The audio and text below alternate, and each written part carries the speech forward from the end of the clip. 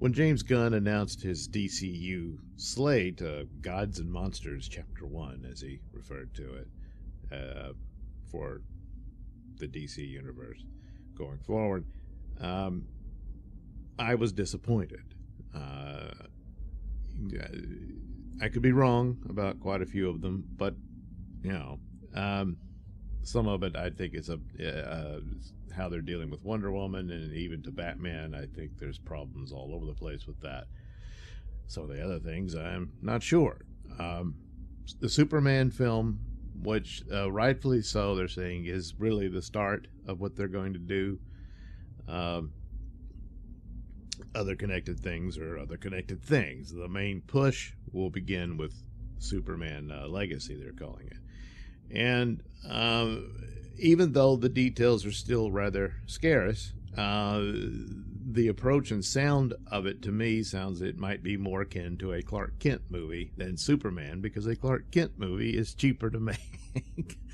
And I think that's probably the position that they find themselves in. Now, that meaning that the spectacle and fantastic nature of Superman would be expensive because of the special effects and whatnot. However, it's important to remember that the Shazam movie, the initial one, was one that was done with a low budget, and yet still looked pretty spectacular. So a Superman movie in that mode and those limitations and what have you could still be pretty good. So there's hope there. Perhaps that will be a good one. Just don't know yet. But the first thing off the bat is that the idea that it seems to be like a foundational film for a shared DC universe going forward. Well, that's interesting, and I think that's appropriate. And so maybe that would be good. As for budgetary concerns, if the movies are successful, they can build on that because of the money they've made. But at right now, that's not the case, so they've got to start somewhere. However, the other bright spot that was mentioned that I got my attention and I was interested in was the Lanterns show they're referring to, which will finally be a return to Green Lantern, which we haven't seen since the Ryan Reynolds film. And this has been toiling about. There was supposed to be this HBO Max series that Berlanti was going to do, and right up to this moment knew for sure that that was no more. Right up to the last minute, they were thinking, okay, we're going to change it from what it was going to be, which was sort of almost this Green Lantern anthology series with a bunch of different characters and heavy on identity stuff and that kind of thing. And then all of a sudden, well, it's going to be Jon Stewart, when originally Jon Stewart and Hal Jordan would not be a part of it, and they were supposedly going to save them for a film. And that film, which was rumored to be this buddy cop scenario, which, considering what the Green Lanterns are, that sounded pretty good. And the idea is that they would take the approach that Hal Jordan has been at it in a while. Now, that's not really the story. But when they redid the Green Lantern from the Alan Scott version, it was Hal Jordan, and he's been the longest one, other than Alan Scott, there. And most of the time that anybody thinks of Green Lantern, it was him.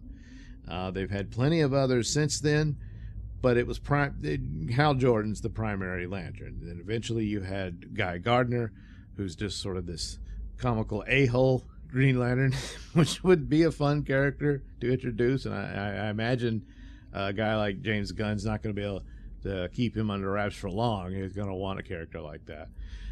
But then, of course, Jon Stewart came in, and those three were the primary ones. There's been others, a lot of aliens initially. Now everybody's got to have a Green Lantern and all that type of stuff. What are you going to do?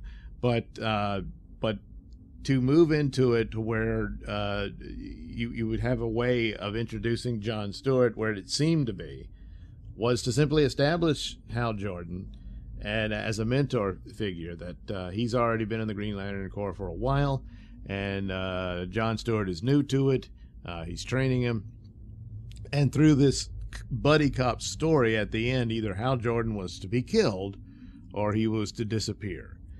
And some of the aspects of Zack Snyder's Justice League pitches for the sequels to his Justice League was that I think one version was it was Hal Jordan who comes in and meets up with the other Leaguers as to what Darkseid has done to the Earth. And I think he was supposed to be looking for John Stewart. And then the other version was, no, John Stewart is looking for Hal Jordan, and that's what brings him to Earth, and then he discovers what's all happened and that sort of thing. Something along those lines. But the idea was percolating there. And then there was this buddy cop idea of a mentor and trainee rookie type Green Lantern relationship. And at one time, apparently, Tom Cruise was in talks to be Hal Jordan, and it would have been this one and done thing for him to be Hal Jordan in that. And but I guess it just never came to fruition. And but it languished, and so now it looks like they're still going to revisit this idea, and now we're finally going to see it happen in this series, which I don't know if it leads to a film or films or what have you. My guess is either one or both will be members of the Justice League. Probably John Stewart. I think that was the plan, and that at one time it sounded like perhaps Hal Jordan would be in Green Lantern movies and John Stewart would be the Justice League Green Lantern. Because you got to remember, a lot of people grew up in the 90s watching the Justice League cartoon, which was fantastic. And John Stewart was the Green Lantern of that series for Justice League. And so, say, well, let's just copy that. Well, yeah. It's the same thing for Batman and Superman, I thought. A lot of lessons learned in those shows. Probably the depiction of those characters is never going to get better than those animated shows of the 90s. So, I guess they kind of broke the mold with that one. Or with those, rather. So, this gets us back to, looks like this is actually going to happen now, I guess. Things get announced all the time. Doesn't necessarily mean they're going to happen. But so the buddy cop scenario will be played out. But the thing I missed at the time he announced it was, this will be a mostly terrestrial-based story. So we're back to, we got to do this on the cheap. So it doesn't mean there won't be outer space stuff, because that's what Green Lantern's about. But perhaps they'll have to keep that to a minimum as they're investigating something that has to take place on Earth. And he talks about it leads to a darker mystery, and that's all about whatever they've set as their goalpost. Doesn't mean they have it mapped out or figured out, because even if you do, you don't know what's coming, and the actors might not be available, things can happen, stuff like that. And some of your movies that you were counting on to bring in the profits that could fund some of this other stuff might not do as well, and well, you got to kind of change it to keep it going if you can, and so on. So that's but I mean, it is what it is, the situation that they're in, and I'm like, well, I guess the same thing could apply to like the Superman film, is that they won't have as big a budget, but if they're clever with where they place the money to do the special effects necessary for these characters, it could still work and be fascinating and fun. And the mystery's got to be interesting, but I tell you, a Green Lantern show and or film always sounds expensive to me.